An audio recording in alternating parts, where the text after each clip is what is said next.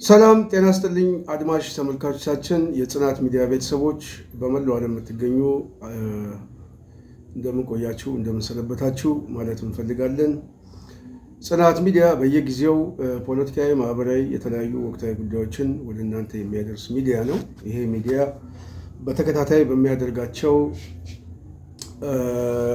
ኢሹዎች ላይ ሀሳቦች ላይ አስተያየታችሁን እንድትሰጡ እንደዚሁም ላይክ ሼር በማድረግ ሰብስክራይብ በማድረግ ጽናትን በስፋት እንድታሳድጉ እየጠየቅኩኝ ሁሉም ሀሳቦች ከህዝባችን ወደ ህዝባችን የሚደርስ ስለሆነ ሀሳብ አስተያየታችሁን ከየትኛውም ጊዜ በላይ እንፈልጋለን። ጽናትን መደገፍ፣ ማበረታታት፣ ከጎናችን መቆም ከየትኛውም ጊዜ በላይ እንፈልጋለን። የዛሬ ፕሮግራም ስንታየሁ ቸኮል እንግዲህ በሁለት ጉዳዮች ላይ ዋነኛ አበይት ጉዳዮች ያልኳቸው ላይ እመጣበታለሁ። በመላው ዓለም የምትገኙ ወዳጆቻችን፣ ጓዶቻችን፣ ወንድሞቻችን፣ እህቶቻችን እንግዲህ በትላንትናው ዕለት የቤተሰብ ሂደው እናት ማለት የምችል ከልጅነቴ ምናልባትም ከ3 ዓመት እስከ 7 ዓመት ባለው እድሜ ቆይታዬ በጎጃም ደብረ ኤልያስ ላይ ያሳደገች ማለት የምችለው እናቴ የምላት አክስቴ ወይዘሮ ጉዳይ አስፋው መሞቷ ተከትሎ በስደት ዓለም ከወጣው በኋላ ይህንን መርዶ ስሰማ ከልቤ እያዘንኩ ከጎኔ የሆናችሁ ያጽናናችሁ፣ አይዞ በርታ ያላችሁ ወንድሞች በሙሉ ልባዊ የሆነ ምስጋናዬን በፈጣሪ ስም ማቅረብ ፈልጋለሁ። በድጋሚ ማመስገን እፈልጋለሁ። ይሄ ማለት ይሄ ሀዘን የብዙዎች እናት የብዙዎች ቤተሰብ ስሜት የሚጎዳ ነው። በተለይ የአማራ ክልል ጥቁር የተለበሰበት ፋሲጋ ነው የሚከበረው። ጥቁር የተለበሰበት ገና፣ ጥምቀት፣ መስቀል ባለፉት 2 ዓመታት ሁሉ ዋዜማውንም ባህሉንም ጥቁር በመልበስ እያሳለፈ ይገኛል። ከዚህ መከራ፣ ከዚህ ሞት፣ ከዚህ ግድያና ጨፍጨፋ ነፃ ወጥቶ ምናልባትም በሐሴት በደስታ ያለፈውን ቁስል በሚሽር መልኩ የሚያሳልፍበት ዘመን በጣም በአጭር ጊዜ ውስጥ ይመጣ ዘንድ ልባዊ ምኞቴን እየገለጽኩኝ የተጎዳችሁ ያዘናችሁ ወንድም እህቶቼ ሁሉ ይህ ቀን እንደሚያልፍ ፍጹም በማመን እግዚአብሔር ብርታቱን እንዲሰጣችሁ ከጎናችሁ እንዲቆም ልባዊ ምኞቴን እገልጻለሁ። እኔንም ያጽናናችሁኝ ወንድሞች በሙሉ ከልብ አመሰግናለሁ። እግዚአብሔር ይስጥልን። ለሞቱ ሁሉ ነፍስ ይማርልን፣ መንግስተ ሰማያት ያወርስልን ማለት እፈልጋለሁ። ጉዳይም ነፍስሽን በገነት ያኑረው። ልጆቹን የደብረ ኤልያስ የአካባቢ ሰው ምናልባትም ይህን ፕሮግራም የምትሰሙ ሰዎች ባለፉት ረጅም ዓመት ለአማራ ሕዝብ ያደረግነውን ተጋድሎ የምታውቁ ናቸው። እንደዚህ ቤተሰብ የተበተነበት ሁሉም ነገር የጨለመበት ቤተሰብ ደግሞ ከጎናችሁ በመቆም ቅፍ ድግፍ አድርጋችሁ እነዚህን ህፃናት እንድጠብቁልን በታላቅ አክብሮ መጠየቅ እፈልጋለሁ። አይዟችሁ በርቱ ማለት እፈልጋለሁ። ይህንን ካልኩኝ በዋናነት 2 ፕሮግራም ይዤን የመጣሁት አንደኛው የአሜሪካ ኤምባሲ እንግዲህ መግለጫ ሰጥቷል። በመግለጫው ላይ በዋናነት ዜጎች የአሜሪካ ዜጎች በተለይ በኢትዮጵያ ውስጥ የሚያደርጉትን እንቅስቃሴ በደንብ እንዲመለከቱትና ስጋት እንዳለበት ገልጿል። ስለዚህ የጥንቃቄ እንዳይለያቸው ጥንቃቄ አድርጉ የሚል መልእክቱን አስተላልፏል። እንግዲህ የአሜሪካ ኤምባሲ ትልቅ መንግስታዊ ተቋም ነው። የአሜሪካ የስለላ መዋቅር ደግሞ በተለይ በጣም ታዳጊ በሆኑ ሀገሮች ላይ ከፍተኛ የሆነ ምናልባትም የፌዴራል መንግስት ያለው የስለላ መዋቅር ሊደርስበት የማይችል ሰፊ እጅና መሰረት ያለው አያል ሀገር ነው። ስለዚህ የአሜሪካ ኤምባሲ የሚሰጠው መግለጫ ዝም ብሎ የሚታለፍ ሳይሆን ምልክቶች እንዳሉ ተጨባጭ የሆኑ የገመገሟቸው እና ምልክቶቹ ደግሞ ወደዛ ሊወስዱ እንደሚችሉ ያሳዩበት እውነታ አለ ማለት ነው። እንግዲህ ይህንን ነጥብ አስቀምጠን ከ2-3 ቀን በፊት ጽናት ሚዲያ እንደምታስታውሱት በአዲስ አበባ ላይ አዲስ አበባ ላይ የደቀነ ፈተናዎችና አይቀሬ ህዝባዊ ቁጣ የሚል ፕሮግራም ሰርተን ነበረ። እነዚህ ፕሮግራሞች ምናልባት በስፋት ሰዎች ጽናት ካላት የሚዲያ አቅም ተነስተን ስናየው በበቂ ሁኔታ ሰው መስማትና ማዳመጥ ችሏል። ይሁንና ግን ይህንን ትንተና ይሄ የፖለቲካዊ ትንተናን የመነሻ ሀሳብ አድርገን ያመጣ ነው ዝም ብለን ከመሬት ተነስተን ሳይሆን ተጨባጭ የሆኑ ምልክቶች የሚታዩ ስጋቶች ስላሉ ነው። እነዛ ስጋቶች በዋናነት ፖለቲካዊ ስጋቶች ብቻ አይደሉም። በኋላ እመጣበታለሁ በዝርዝሩ። ግን በከተማ ውስጥ የሚታይ ስጋቶች ወደዛ ሊወስድ የሚችልበት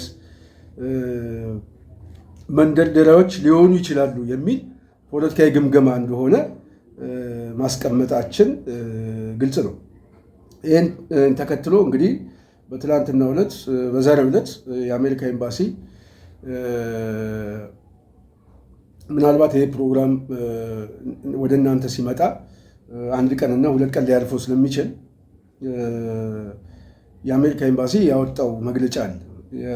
ዋናው የመግለጫው ኮንሰፕት ዜጎቹ እንዲጠነቀቁ በኢትዮጵያ ውስጥ የሚያደርጉት እንቅስቃሴ በዋናነት በአዲስ አበባ አካባቢ ደግሞ የሚደረገው እንቅስቃሴ ጥንቃቄ እንዳይለያቸው የሚያሳይ ነው። ስለዚህ ይህንን አስታከን የፌዴራል ፖሊስ በዋና ኦፊሻል ገጹ ላይ ደርሶናል ብሎ ነው ኮመንት የሰጠው እና ይህንን አብዛኛዎቻችሁ ተመልክታችሁታል። እና ምናልባት የስላቅ ሊሆን ይችላል ወይንስ የስጋት የሚለው እሱ ሌላ ጉዳይ ነው። ግን የኢትዮጵያ መንግስት አሁን ካለበት ተጨባጭ ሁኔታ የአሜሪካ መንግስት እንደዚህ አይነት መግለጫ ሲያወጣ ስላቅ ሊሆን አይችልም፣ ስጋት ነው። ስጋት ደግሞ የሚመጣው ደግሞ ከፍርሃት ነው። ፍርሃቱ ደግሞ የሚመጣው ደግሞ ህዝባዊ ቁጣዎች፣ ህዝባዊ እምቢተኝነቱ በከተማ ውስጥ የሚታዩ ሽታዎች ስለሆኑ እኔም ከዚህ በፊት ያልኳችሁ ይሄ በዋናነት ሀገር ቤት ውስጥ ያለው እንቅስቃሴ በተለይ አዲስ አበባ ላይ ያለው እንቅስቃሴ እጅግ በጣም ከፍተኛ የሆነ የህዝባዊ ጥያቄዎች ከየትኛው ጊዜ በላይ ጉልበታቸውን ይዘው እየመጡ እንደሆነ በማይታዩ እንቅስቃሴዎች የሚታየውን እንቅስቃሴ አዳፍነውታል። የማይታየው እንቅስቃሴ ግን ምናልባት ጊዜ ጠብቆ ስንል ደግሞ ዘመን ጠብቆ አይደለም፣ አመት ጠብቆ ምንለው አይደለም። ድንገት ሊከሰት የሚችል ህዝባዊ እምቢተኝነት ግን አለ አዲስ አበባ ውስጥ። ይሄ ህዝባዊ እምቢተኝነት ሲነሳ ማጠፊያ የለውም ነው። መንግስት ሊቆጣጠረው የሚችለው አድማስ አይደለም፣ ውቅያኖስ ነው የሚሆነው። በደቂቃ ውስጥ ወደ ውቅያኖስነት ነው የሚቀየረው። እዛ ውቅያኖስ ውስጥ መንግስት ሊዋኝ ይችላል፣ ምናልባት ሊዋኝ ይችላል። መስመጡ ግን አይቀርም፣ መስመጡ አይቀርም። አሁን እኛ እየተናገርን ያለነው ምናልባት ይሄ ነገር ከተነሳ የብልጽግና ዕጣ ፈንታ ምንድን ነው ካልን መስመጥ ነው፣ መዋኘት አይደለም። ለመዋኘትም እድል አይሰጠውም ህዝባዊ እምቢተኝነቱ ማለት ነው። ስለዚህ የአሜሪካ ኤምባሲ ያወጣው መግለጫ ይሄንን ግምገማ ገምግሞ ነው። ይሄ እንቅስቃሴ በከተማ ውስጥ ሊፈነዳ የሚችል ድንገት ያልታሰበ እንቅስቃሴ ሊኖር ይችላል ነው። ይሄ ግምገማ ደርሷቸዋል ማለት ነው። ስለዚህ እኛ ካስቀመጥነው ግምገማ ጋር ስናያይዘው የአሜሪካ ኤምባሲ ያስቀመጣቸው መግለጫዎች ተጨባጭ የሆኑ እውነቶች ናቸው ማለት ነው። ፋክት የሆኑ ትንተና ነው። እንደውም አንድ ወዳጃችን ጽናት ሚዲያ ይህንን ኢሹ ካደረገው በኋላ ምናልባት በአዲስ አበባ ጉዳይ ላይ አንዳንድ ነገሮች ሰዎች እያዩ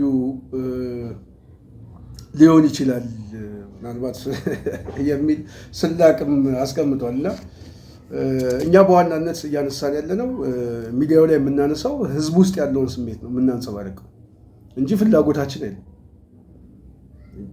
እኛ ፍላጎታችን ሰው ተነስቶ አደባባይ ላይ ውጣልኝ እያልኩ እየቀሰቀስኩ አይደለም፣ ቅስቀሳ አይደለም። ሊወጣ ይችላል፣ ችግሮች አሉ፣ ምልክቶች አሉ የሚል የስጋት ትንተና ነው።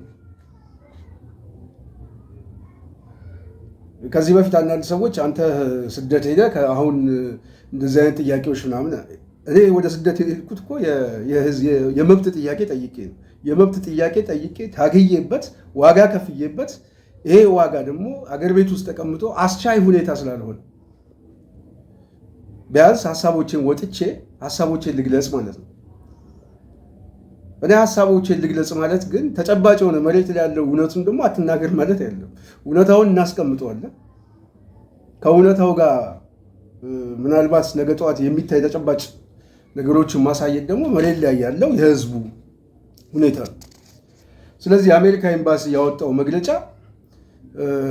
እጅግ ፋክትነት ያለው ለኔ የሁኔታ ግምገማውን የሰራ ተጨባጭ የሆነ የመረጃ ማሰባሰብን ማዕከል ያደረገ ምናልባትም ድንገት ያልታሰበ ህዝባዊ እንቅስቃሴዎች ሊከሰቱ እንደሚችል ተጨባጭ ማሳያዎችን አስቀምጦ ስጋቱን ለዜጎቹ ገልጹ። ስለዚህ አዲስ አበባ ላይ እየመጣ ያሉ ችግሮች ምልክቶች ናቸው። ስለዚህ ምልክቱ ምንድን ነው?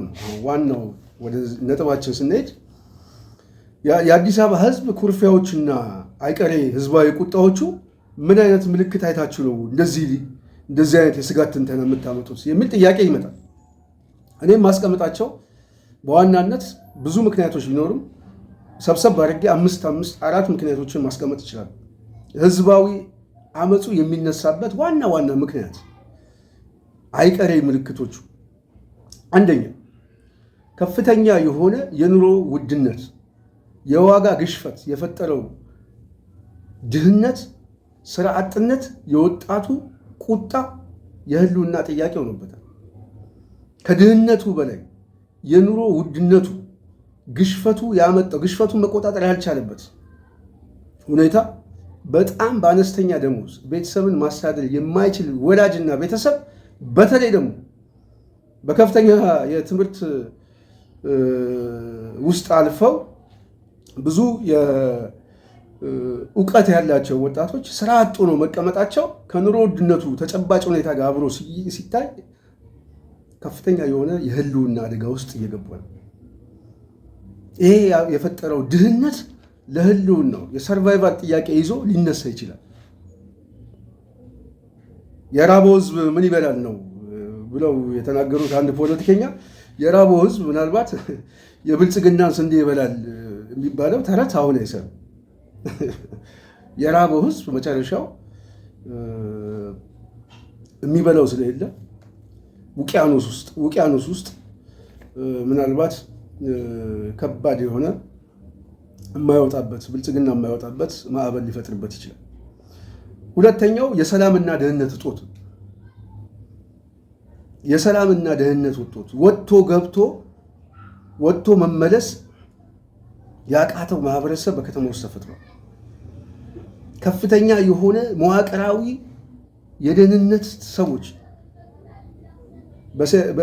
በጸጥታ መዋቅር ውስጥ የተሰገሰገ ኃይል፣ አባ ቶርቤ ምናምን የሚባሉ ኃይል በጠራራ ፀሐይ ሰዎችን እያፈኑ ገንዘብ የሚጠይቁ ከፍተኛ የሆነ ዘረፋ የሚፈጽሙ ኃይል የከተማውን ነዋሪ ከየትኛውን ጊዜ በላይ አማሮታል። ሰው ተረጋግቶ የመኖር ዋስትና አጥቷል። በገዛ አገሩ ላይ ከድህነቱ ጋር እንኳን ለመኖር እድል አልሰጡትም። ከየትኛውን ጊዜ በላይ ደግሞ ማንነት ተኮር የሆነ የጅምላ አፈሳ፣ እስር፣ ከፍተኛ የሆነ የሰብአዊ መብት ጥሰት። አንዳንዶቹማ እንደውም እስር ቤት ሁሉ ታስረው ነው የሚደበደቡት። ባለፈው ጊዜ ፍርድ ቤት የተናገሩ ልጅ ሰምታችሁታል። ታሪኩ የሚባለው አቃቢ ሕግ አስቀምጦ አቃቢ ሕግ ነው የሚያስደበድበው። አሁን የጀርባው አጥንት ስብራት ደርሶበት ይሄ ልጅ መቆም እንኳን አይችልም። በሰው ተደግፎ ነው። መዋቅራዊ የሆነ የመንግስት ኃይል ነው እየደበደበ ያለው። ከፍተኛ የሆነ ቶርች በኢትዮጵያ ህወሓት በዚህ ደረጃ ቶርች አልፈጸሙም። አሁን ያስንቃል።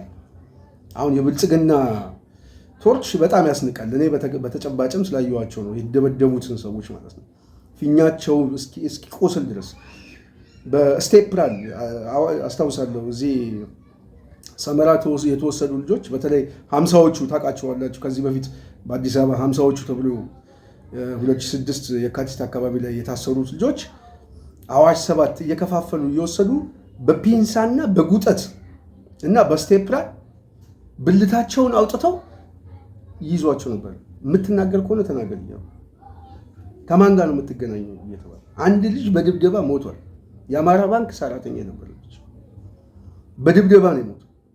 እነዛ ገዳዮቹ የደበደቡት ገዳዮቹ አዲስ አበባ ፖሊስ ኮሚሽን አግኝቻቸው ነበር። እስረኛው ይደበድበናል ይገለናል ብለው ለብቻቸው ነበር የታሰሩት። እነዛ ሰዎች ተፈተዋል፣ አልተከሰሱም። የተከሰሱም አይመስለኝም፣ እርግጠኛ አይደለሁም። ግን በእርግጠኝነት መናገር የሚቻለው ግን እነዚህ ሰዎች ነፃ ናቸው። በነ ክርስቲያን ጉዳይ ላይ ታስታውሳላችሁ። ስዩም ተሾመ ስዩም ተሾመ መንግስት ሆነ። ያው የፌስቡክ የቲክቶክ ምንድነው ስሙ የዩቲዩብ ላይ የተቀመጠ መንግስት ነው። ስዩም ተሾመ ፖሊስ ፈልግ ያጣሁት ነው ያለው። አሁን ስዩም ከፍተኛ የሆነ የብልጽግና ካድሬ ብቻ አይደለም፣ አዲሱ ቄጤሳን የሚያስንቅ የብልጽግና አመራር ምን ላይ የተቀመጠ ዩቲዩብ ላይ የተቀመጠ ማለት ነው። የዩቲዩብ የካቢኔ አባል አለ። የዩቲዩብ የካቢኔ አባል አሁን ስዩም ተሾመ ነው። እቺ የሰኔ 16 እንጀራ ከከፈተችላቸው ሰዎች አንዱ ስዩም ነው። አሁን ስዩምን ወደል ያደረገ የብልጽግና ዘመን በጣም ነው የሚገርመኝ። በጣም በነገራችን ላይ በዚህ ጉዳይ ላይ ወደፊት እመጣበታለሁ። ይሄ ልጅ ምን አይነት ነውረኛ ልጅ እንደሆነ በጣም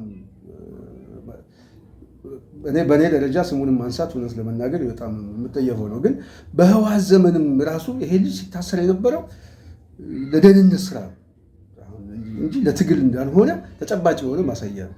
ችግር ነው እዛ ሲታገል የነበረው። የሚበላው ልክ እንደ ጆተኒ የሆነ ሳንቲም የሚወረውርለት ሰው ቢያገኝም በህወሓት ዘመን አይታገልም። ልጅ ታጋይም አይደለም። በነገራችን ላይ አሁን ብዙዎቹን የምናያቸው ሰዎች ህወሓት ልክ እንደ ጆተኒ ኳስ የሚጎርሱት ነገር ስለከለከላቸው መንገድ ስለዘጋባቸው ነው እንጂ የመርህ ጉዳይ አይደለም። ትግል ብለው አልገቡም። ረሃባቸውን የሚያስታግሱበት ምክንያት ስላጡ ነው። አሁን ብልጽግና አስታገሰላቸው። ስንዴም አለ፣ ሙዝም ይሰጣቸዋል። ምንም ችግር የለም። ስኳርም አለ። እቺ የአበል ገንዘብ አለች። ምንም ችግር የለም። ስለዚህ በዛ ነው የተጠቀመባቸው ማለት ነው። ህወሓት የዘጋበትን ሆድ ብልጽግና በተወሰነ መልኩ ስለከፈተላቸው እነዚህ ሰዎች መርህ ስለሌላቸው የሚታገሉበትን ምክንያት ስለሌላቸው ያው ሆዳቸው ነው ትግሉ። ሆዳቸውን ላጠገበ ሰው ሁሉ ወዳጃቸው ነው። ስለዚህ ትግላቸውን ጨርሰዋል። እንደዚህ አይነት ሀሳብ ካላቸው ሰዎች ጋር ትናንትና አብረን ተሰባስበን ታጋዮች ተብለን ሁላችንም ተደምረን በዚህ መንፈስ ውስጥ ተሰባስበን መቆጠራችን እኔ በእውነቱ ያሳፍረኛል። አሁን ላይ ሆኜ ሳየው ከብዙዎች ጋር አብሬ መቆሜ ፎቶ መነሳቴ ምናምን ነገር ሳስበው ወደኋላ በጣም ሼም በቃ በጣም ነው የማዝነው። በጣም እና አልነበሩም፣ ለካ ታጋዮች አልነበሩም። ጊዜውና ሂደቱ ግን እያበሰለው መጣ። ምን ለማለት ነው የፈለግኩት? አገዛዙ በዋናነት እነዚህን ሰዎች እንኳን ፈልጌ ያጧቸው እያለ ነው። ስለዚህ መዋቅራዊ የሆነ ተቋማዊ የሆነ ጥቃት ነው፣ የደራጀ ጥቃት ነው የሚፈጽመው። ስለዚህ የአዲስ አበባ ነዋሪ በዋናነት ሁለተኛ ስጋቱ የሰላምና ደህንነት እጦት፣ ተረጋግቶ የመኖር ዋስትና፣ ከፍተኛ የሆነ የሰብአዊ መብት ጥሰት፣ የጅምላ እስር፣ አፈሳ፣ እነዚህ ነገሮች የህልውና ጥያቄ በሁለተኛ ምዕራፍ እንዲያስቀምጠው ምክንያት ነው። የህልውና ጥያቄ ቅድም እየመጣሁላችሁ ያለው እዛ ላይ ሁለተኛው የህልውና ጥያቄ። በሶስተኛ ደረጃ ፖለቲካዊ ጥያቄዎቹ ናቸው። ፖለቲካዊ የሀገር የባለቤትነት ጥያቄ፣ የነዋሪነት ጥያቄ፣ ራስን በራስ የማስተዳደር ጥያቄ፣ የውክልና ጥያቄ። በከተማ ውስጥ በአንድ ቀበሌ ውስጥ አንድ ነዋሪ ሄዶ መታወቂያ ለማውጣት የሚያየው ቢሮክራሲ በጣም ነው የምታዝኑት። አንድ ማነች የፕሮቴስታንት ዘማሪ የነበረችው ሶፊያ ሽባባው ከዚህ በፊት በፌስቡክ ገጿ የጻፈችው ለአብነት እንኳን ተመልከቱት። አንድ ጉዳይ እንዲጨርስልኝ አንድ ሰው ጋር ሄጄ አናገርኩት። ሁሉ ጊዜ ያመላልሰኛል፣ በደጋጋሚ ጊዜ ያመላልሰኛል እና ምንድን ነው ችግሩ ብዬ ስጠይቀው አይ ቶሎ እኮ እንዲያልቅልሽ ከፈለግሽ እኮ ይሄንን ብታመጪ በዚህ ደቂቃ ያልቀል፣ ይሄንን ገንዘብ ስላላመጣሽ ነው አለኝ። እንደውም እልህ አሳያዘኝ ብላ የጻፈችውን ከዚህ በፊት አንብቤ አስታውሳለሁ። ይሄ ማለት በከተማ ውስጥ ያለ የብልጽግና ፖሊሲ ነው። በነገራችን ላይ ስርዓት ነው። አሁን ሶፊያ እና በሶፊያ ዙሪያ ያላችሁ ሰዎች ምናልባት የምትገነዘቡት የብልጽግና አንዱ የመልካም አስተዳደር መገለጫው ይሄ ነው። ሌብነት፣ ዘረፋ እና በአቋራጭ መበልጸግ፣ ንጥቂያ፣ ግድያ፣ ይሄ ነው አስተዳደሩ። ብልጽግና የሚባለው ነገር ሊወክለው የሚችለው መንግስታዊ ተቋም አይደለም፣ እንስሳዊ ተቋም ነው። ስለዚህ እንስሳዊ የሆነ ቋንቋ ነው የሚናገረው። እንስሳዊ የሆነ ቋንቋ፣ እንስሳዊ የሆነ የመልካም አስተዳደርነት፣ እንስሳዊ የሆነ የመንግስት ባህሪ፣ እንስሳዊ የሆነ ዜጎችን የሚያይበት መነጽር ዜጋው ሊመለከተው የሚችለው ሊታገሰው የሚችለው እስከየት ድረስ ነው? ቀይ መስመሩ እስከየት ነው? ስለዚህ ፖለቲካዊ ጥያቄዎቹ፣ አስተዳደራዊ ጥያቄዎቹ፣ ራስን በራስ የመወከል ጥያቄዎቹ የህልውና ጥያቄ አድርጎ በሶስተኛ ደረጃ የሚመለከተው ነው። አሁን የምመጣላችሁ የህዝባዊ እምቢተኝነቱ ላይ ህዝባዊ ቁጣ አይቀሬነቱ ምልክቶቹ ላይ በአራተኛ መልኩ የሚያየው በዋናነት በአዲስ አበባ ከተማ ጥናት ላይ መሰረት ያደረገ የቤት ፈረሳ በቂ ካሳ ሳይሰጣቸው በዋናነት እየተፈናቀለ ያለ በቅርቡ ፒያሳ ላይ ያው የሆነውን የምታውቁ ነው። ግን ካሳንቺስ አካባቢ ላይ ያሉትን ሰዎች አንስተው ካሳንቺስ አካባቢ ላይ ምንድን ነው ያደረጉት? ይሄ ግሪን ኤሪያ የሚለውን እንትኑን ሰርተው በጣም ሰፋፊ ለም ቦታ በነገራችን ላይ ለሚታወቁ ለኦሮሞ ባለሀብቶች ነው የተሰጠው። እዛ አካባቢ በከተማ ውስጥ የቦሌ እንትን የኦሮሚያ ባህልና ማዕከል ማስፋፊያ ቢሮ ሁሉ ተብሎ እዛ አካባቢ ገና ከፍተኛ ቦታ ሊወስድ ዝግጅት ላይ ናቸው።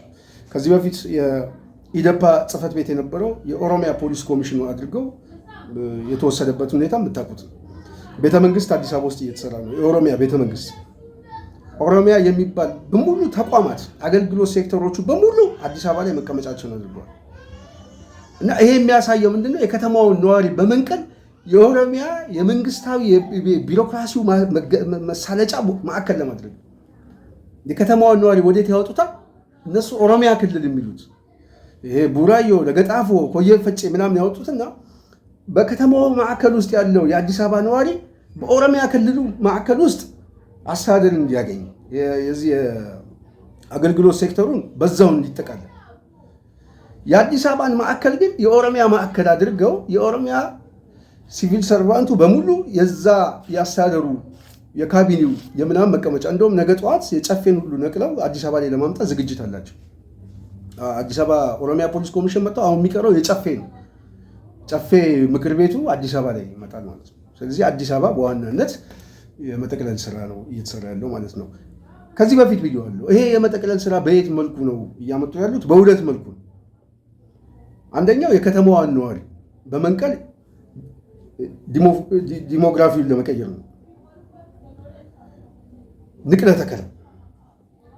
ሁለተኛው ኦሮሚያ የሚለው የአስተዳደር የገቨርንመንቱ በዋናነት የአገልግሎት ሴክተሩን ወደ አዲስ አበባ በማምጣት አዲስ አበባ ላይ የስበት ማዕከል ማድረግ ዘኦል ሁሉንም ማለት ዲሞግራፊው ይቀየራል። ውስጥ ያለው የነዋሪው ንቅለ ተከላ ይደረግበታል። የኦሮሚያ ተቋማት አጠቃላይ አዲስ አበባን ይቆጣጠራል። ሪል ስቴት ምናምን ተብሎ የሚሰሩ አሉ። እነዚህም በተወሰነ ደረጃ በእነሱ ዙሪያ የብልጽግና ባለሀብት ነው። በአብዛኛው በዋናነት የብልጽግና ተኮር ባለሀብት ነው። ይሄ ነጋዴው ባለሀብት ማለት ነው። የዛ የስበት ማዕከል። ስለዚህ የብልጽግና የቢዝነስ ማዕከል፣ የብልጽግና የመንግስት ማዕከልና የብልጽግና የድጋፍ መሰረቱ ማዕከል አዲስ አበባን ማድረግ ነው የተፈለገው። ስለዚህ ንቅለ ተከላው ከነባር ነዋሪው ጋር ነው እየተሰራ ያለው ማለት ነው። ስለዚህ ይሄ በጠንቅቆ የአዲስ አበባ ህዝብ ስለሚያውቀው በቂ ካሳም እየተሰጠው ስለማይነሳ፣ ሁለተኛ ነገር ደግሞ እየተነሳና ቤቱ እየተነቀለ ያለው በዋናነት ለጥቂት ባለሀብቶችና ቡርዣ መደብ ለሆነው ኃይል እየተሰጠ እንደሆነ በሚገባ ስለገመገመ የህልውና አራተኛ ጥያቄ አድርጎ መነሳቱ አይቀርም። የባለቤትነት ጥያቄ፣ የፖለቲካ ጥያቄ፣ የሰላምና ደህንነት ጥያቄ፣ ከፍተኛ የሆነ የድህነት የኑሮ ውድነትና የስራ አጥነት ጥያቄ፣ እነዚህ የአዲስ አበባ የህልውና ጥያቄ ሆነው በከተማ ውስጥ አይቀሬው ህዝባዊ እምቢተኝነት የመጀመሩ ምልክቶች ናቸው። እነዚህ ህዝባዊ እምቢተኝነት የመጀመር ምልክቶች የአሜሪካ ኤምባሲ በሚገባ ገምግሞ የሰጠው መግለጫ ተጨባጭነት አለው። ስለዚህ ብልጽግና ወዴት እየሄደ ነው ካልኳችሁ፣ ቅድም እንዳልኳችሁ እየመጣ ያለ ውቅያኖስ አለ። ያንን ውቅያኖስ ቆሞ እየጠበቀው ነው። ቆሞ እየጠበቀው ብቻ አይደለም፣ በመግለጫ ራሱን እያጽናና ነው። ሁለተኛው ጥያቄያችን አንዱ የብልጽግና የገደል ማሚቱ መግለጫው ስለሆነ ማለት ነው። በመግለጫው ላይ ምናልባት ዛሬ የስራ አስፈጻሚ ኮሚቴው ያወጣው መግለጫን አይታችሁታል። አንዱ ለአሜሪካ ኤምባሲ በተለይ ከዚህ የፋኖን ኃይል ምናምን መቆጣጠር ብቻ ሳይሆን አብዛኞቹ እጃቸውን እየሰጡ ለሰላም ራሳቸውን እያስገቡ ነው። ከተማውን ከየትኛውን ጊዜ በላይ ተቆጣጥረነዋል። በእኛ በኩል እስካሁን የሰላምና ደህንነት ችግር የለብንም፣ ከበቂ በላይ ምርታዎችን አሳይተናል እያለ ነው የኑዛዜ ወረቀት የጻፈው። ይሄ የኑዛዜ ወረቀት የሚጠበቅ ነው። ጋዳፊ ከቤንጋዚ ተነስተው ትሪፖሊ እስኪገቡ ድረስ አማጺው አሸንፊያቸዋለሁ፣ ጥቂቶች ናቸው፣ የትም አይደርሱ ምናምን ይል ነበር። ሊሞት እኮ 2 ሳምንት እየቀረው እና ብልጽግና ውቅያኖሱ ሊውጠው የሳምንት ዕድሜ እንኳን ቢቀረው እንኳን ይህም መግለጫ ከማውጣቱ አይመለስም። ይሄ አምባገነኖች ባህሪ ነው። ሁለተኛ ግን ምክንያት አላቸው። እንደዚህ አይነት መግለጫ የሚወጣው ምክንያት አለ። እንግዲህ የገደል ማሚቱ መግለጫ፣ የገደል ማሚቱ ምናልባት የምታውቁት ናችሁ። የራስ ድምፅ ከሆነ ነገር ጋር ሲጋጭ የሚፈጥረው ንዝረት ተመልሶ የሚመጣ ድምፆች የገደል ማሚቱ ብለን እንጠራዋለን። እና የብልጽግና መግለጫ የገደል ማሚቱ ነው። ራሱ ላይ የሚጮህ ራሱ ላይ ብቻ የለም፣ በደጋፊውና ስርዓቱን በተሸከመው የጸጥታ መዋቅር ላይ የሚጮህ ህዝቡ ላይ የሚጮህ አይደለም። እና ከነሱ ተነስቶ ነው ራሱን የሚያዳምጥ። እነሱ ደግሞ ጭንቀት ላይ ናቸው። አንደኛ በጣም ልዕል አያል የሚባል የአሜሪካ መንግስት ስጋት አለብኝ ያለ መግለጫ እየሰጠ ነው። ሁለተኛ ከተማ ውስጥ እነዚህ ሰዎች የሚኖሩት ከህዝቡ ጋር ስለሆነ በየጊዜው የህዝቡ ብሶትና አይቀሬ ቁጣ የሚያዳምጡት ነገር አለ። ስለዚህ ደጋፊው ስጋት ላይ ነው። በብልጽግና መዋቅር ውስጥ ያለ የቡርዣው መደብ ባለሀብቱ በምናምን የሚባለው ስጋት ላይ ነው። መሬት ተቀብሎ ነገ ጠዋት በቃ ቢሊዮነር ሆኜ ማማ ላይ ወጥቼ ምናምን ብልጽግና እስካለ ብሎ የሚያስበው ስጋት ነው። የሚዲያ ሰራዊቱ እየተከፈለው የሚጮህ ስጋት ነው። ስለዚህ ይህንን ማጽናናት አለበት ብልጽግና። ስለዚህ ይሄ የገደል ማሚቱ ጩኸት አንዱ ለነዚህ ነው። እነዚህ ስጋት ውስጥ ለገቡት ተከታዮቹ አትስጉ፣ እኔ መንግስት እኮ ነኝ። ይሄ የፋኖ ምናምን የሚባለው ኃይል ሁሉ በቃ አሁን ልክ አስገብቼዋለሁ። አንዳንዱ ሰላም እጁን እየሰጠ ወደ ሰላም እየገባ ነው። እና ስጋት ሳይግባችሁ አትደንግጡ፣ ደንግጣችሁ አታስደንግጡኝ እባካችሁ የሚል ልመና ነው። ይሄ እኮ የሞተ መንግስት፣ የመጨረሻ የወደቀ መንግስት የሚያወጣው መግለጫ ነው። ስለዚህ አንዱ መግለጫው የሚያሳየው ብልጽግና ከየትኛውም ጊዜ በላይ እየተሽመደመደ መንግስታዊ ስርዓቱ መንግስታዊ መዋቅሩ እየፈረሰ እንደሆነ ማሳያ ነው። ይህንን ማመንና አለማመን የራሳችሁ ጉዳይ ነው። እኛ ግን መሬት ላይ ያለው እውነት መተንተን ነው። ስለዚህ አንዱ የብልጽግና ይህንን የመግለጫ ሁኔታ የማየው የገደል ማሚቱ አልሞት ባይ ተጋዳይነቱን ነው ያየሁትና በዚህ ሁኔታ ላይ ነው በዋናነት ማየቱ የምፈልገው። ሌላ ሁለተኛው በጸጥታ መዋቅር ውስጥ ነው። አባላቱ ከየትኛውም ጊዜ በላይ በተለይ ባለፉት 2 ዓመታት በአማራ ክልል የነበረው ጦርነት የሚኒተሪ የጸጥታ መዋቅሩ ከየትኛውም ጊዜ በላይ የመከላከያ በነገራችን ላይ መከላከያ ብቻ እኮ አይደለም፣ ፌዴራል ፖሊስ፣ ልዩ ኃይል፣ ሚኒሻው ምን ሁሉ ተጨምሮ ከፍተኛ መስዋዕትነት እየተከፈለ እንኳን ይህንን ኃይል ማስቆም አልተቻለም። ስለዚህ ይህ ኃይል እየጠናከረ በሚመጣበት ሰዓት ደግሞ ከሽምቅ ውጊያ ነገ ጠዋት እያደገ ነው የሚሄደው። ይሄ ጉሬላ ፋይተር የሚባሉት በባህሪው እያደገ ሄድና ወደ ኮንቬንሽናል ዋር ነው የሚገባው። መደበኛ ሰራዊት ሁሉ ይጀምራል። ይሄ ዓለም አቀፍ ነው። በተለይ አማራ ክልል ውስጥ ያለው ኃይል በቀላሉ የማይቋጨው 3 መሰረታዊ ጉዳዮች አሉት። አንዱ ጥያቄዎቹ ከዚህ በፊት ብያቸዋለሁ። የህልውና ጥያቄ በአጭር ጊዜ የሚገሉ አይደለም። በጣም አደገኛ የሰርቫይቫል ጥያቄ ነው። ሁለተኛ ነገር በሜዳው ነው የሚጫወተው፣ በህዝቡ ጉያ ውስጥ ነው።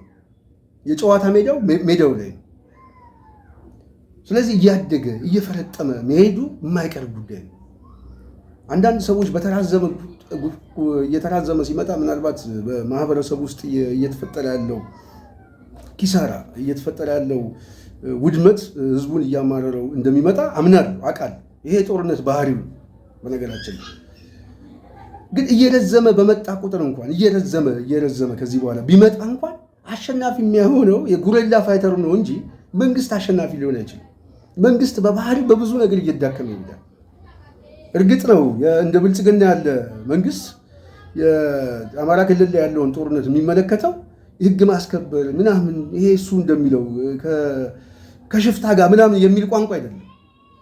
ቋንቋው እሱ በዋናነት ያለው መሳሪያ ከታጠቀው ጋር ሳይሆን ከህዝቡ ጋር ነው። ከህዝቡ ስነልቦናና ታሪክ ጋር ይሄ ነው በቀይ መስመር ማስመር ያለበት።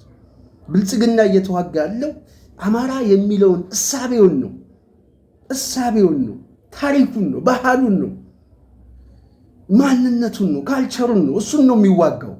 አሁን ብዙ ሰው የሚረዳው ከዚህ ከሽፍታ ጋር ከምናምን ጋር አይደለም። ሽፍታ አማራ የለም፣ ነፃ አውጪ አማራ ነው ያለው። ነፃ አውጪ አማራውን ደግሞ የሚታገለው ብልጽግና ሊያሸንፈው ሳይሆን የጊዜ ጉዳይ ሆኖ ሊሸነፍ። እስኪሸነፍ ግን ምን ማድረግ አለበት? ይህንን ማህበረሰብ ማቁሰል አለበት። በምን ስም? በዚህ ስም የጃውሳ ምናምን የሚባለው ስም ሊዋጋ የገባው ህዝቡን ነው። ለዚህ ደግሞ በተጨባጭ እያያችሁት ነው። በድሮን የሚቀጠቀጠው ቤት እየሰራ የተሰበሰቡ ሰዎች፣ ቤተክርስቲያን ውስጥ የተሰበሰቡ ሰዎች፣ በአንድ የሰርግ ማዕከል ላይ የተሰበሰቡትን ሰዎች ነው በድሮን እያለቁ ያሉት። ህፃናት፣ የ7 ዓመት ህፃናት፣ ወላዶች፣ እርጉዝ ሴት ነው እየተገደለ። ስለዚህ ብልጽግና በዋናነት የብልጽግና ሰራዊት አማራ ክልል ላይ ውጊያ የያዘው የአብይ አህመድ ሰራዊት በዋናነት ውጊያ የያዘው አማራ ከሚባለው ስሜት ጋር ነው። ይህንን ማሸነፍ ይችላል ወይ? እሱ ሌላ ጥያቄ ነው። የእሱ ስሜት ግን ይሄ። ስለዚህ በዚህ ሂደት ውስጥ ይህንን መግደል ስለማይቻል የተራዘመ ሂደት ውስጥ እንኳን ቢገባ ተሸናፊ ነው፣ የጊዜ ጉዳይ ነው እንጂ። ዋናው ለማለት የፈለግኩት ምንድን ነው? በዚህ ሂደት ውስጥ ከፍተኛ የሆነ ሰራዊት እየወደመ ነው። ከፍተኛ የሆነ ሎጂስቲክ፣ ከፍተኛ የሆነ የሀገር ሀብት እየባከነ ነው። ስርዓቱ እየተሽመደመደ ነው። ተቋማዊ የሆኑ አሰራሮች በሙሉ እየጠፉ ነው። አሁን ክልሉ ላይ ያለው ውድመት ሁሉ ማዕከላዊ መንግስቱንም እየበላው ነው። ስለዚህ የፌዴራል መንግስቱ እየተበላ ሲመጣ ማዕከል ላይ ያለው የሰራዊቱ ጥያቄ ያነሳል። ይሄ ጥያቄ የማይነሳና መልስ የማያገኝ ደግሞ ከሆነ ደግሞ ሰራዊቱ እየሸፈተ ይሄዳል። እየሸፈተ እንደውም ሽፍታ ከሚለው ጋር እየተቀላቀለ ይመጣል። ስለዚህ አሁን ብልጽግና እየገመገመ ያለው ምንድነው? አብዛኛው ሰራዊት እየካደና እየተንጠባጠበ ነው። በተራዘመ ጦርነት ውስጥ ደግሞ ኪሳራ ውስጥ እየወደቀ ነው። ስለዚህ ሰራዊቱንም ማጽናናት አለበት። ይህን ጦርነት እያሸነፍን ነው፣ አማጺው ኃይል እጅ እየሰጠ ነው። ስለዚህ እንደ ከዚህ በፊታችሁ አሁንም ሙቱልኝ የሚል የልመና መግለጫ አድርጌ ነው የማየው። የማስተዛዘኛ መግለጫ ነው የማየው። የሞተ ስርዓት የሚያወጣው መግለጫ ነው። ስለዚህ ብልጽግና ወዴት እየሄደ ነው ከተባለ በመግለጫው በመቃብሩ ላይ አበባ እያስቀመጠ ነው። የመጨረሻው መቃብር ግን የሚጠበቀው መቃብር ግን የአሜሪካ ኤምባሲ ያወጣው መግለጫ ነው። የመግለጫው ማዕከል ነው። እሱ ደግሞ የአዲስ አበባ ጉዳይ ነው። ስለዚህ የአዲስ አበባው ህዝባዊ እምቢተኝነት ነው ማዕከሉ፣ ድምዳሜ ነው የሚባለው ለዚህ ነው። ስለዚህ ወደዛ እየሄደ ይመስለኛል። በመጨረሻ ላይ ማለት የምፈልገው የፌዴራል ፖሊስ የሰጠው ኩመካ ነው። እሱ ምናልባት እዛ ውስጥ ያለው አድሚን ድንጋጤም ይሆናል በታይፕ የጻፈው፣ ግን ሁኔታው ግን አስቂኝ። አንድ ተቋም በአንድ የኤምባሲ ገጽ ላይ ገብቶ በዛ ደረጃ መጻፍ የመንግስትን አሰራርና ባህሪውን በአጠቃላይ የሚያሳይ ነው። ዝርክርክነቱን የሚያሳይ ነው ማለት ነው። ይህን ለማለት ነው። በመጨረሻ ላይ እየመጡ ነው የሚል አንድ ሐውልት ካሳንቺስ ላይ አይተናል። እየመጡ ነው የሚል ስም እንደተሰጣት ሰምተናል። ይሄ ለአዲስ አበባ መልካም መገለጫ ነው ብዬ አስባለሁ። ስለዚህ አዲስ አበባ እየመጡ ነው የሚለውን በሕገ ልቦና ይዘህ እየመጣን ነው የሚለውንም መልእክት ታስተላልፋለህ የሚል እምነት ይኖረናል። የዛሬ ፕሮግራማችን እነዚህ 2 ርዕሶች ነበሩ። በእነዚህ 2 ርዕሶች ላይ በበቂ ሁኔታ ነገሮችን አይተናል ብዬ አስባለሁ። በሚቀጥለው በሌላ ጉዳይ እስክንመጣ ድረስ የዛሬውን በዚህ ያበቃን። ጽናት ሚዲያ ላይክ፣ ሼር፣ ሰብስክራይብ በማድረግ ለሌሎች በማዳረስ እንዲሁም ከጽናት ጋር ጎን በመቆም ሀሳብ አስተያየታችሁን በመለገስ እንድትሳተፉ እንጠይቃለን። ጽናት እንድታበረታቱ እንጠይቃለን። እንድትደግፉ እንጠይቃለን። በሚቀጥለው ፕሮግራም በሌላ ጉዳይና በሌላ አጀንዳ እስክንገናኝ የዛሬውን እዚህ ላይ ያበቃው። ሰላም።